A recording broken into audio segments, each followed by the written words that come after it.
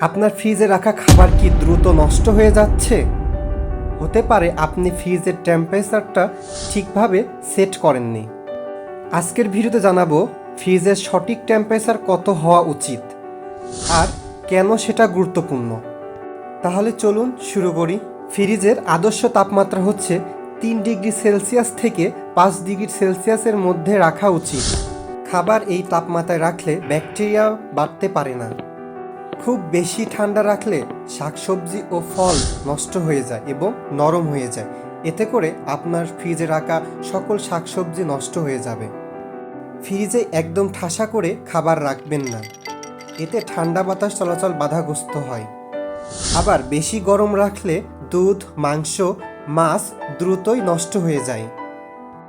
তাই আপনার ফ্রিজের টেম্পারেচারটি সঠিক পজিশনে সেটিং করে রাখুন, এতে করে আপনার ফ্রিজের বিদ্যুৎ বিলও কম আসবে। ফ্রিজের দরজা ঘন ঘন খোলা থেকে এড়িয়ে চলুন, এতে হতে পারে অতিরিক্ত বরফ। মাসে একবার হলেও আপনার ফ্রিজের গ্যাসকিট, দরজার রাবার সিলটি পরিষ্কার করুন। এই টেম্পারেচার মেনে চললে আপনার খাবার থাকবে ফ্রেশ আর বিদ্যুৎ বিলও আসবে কম। যদি ভিডিওটি ভালো লেগে থাকে লাইক দিন এবং শেয়ার করুন।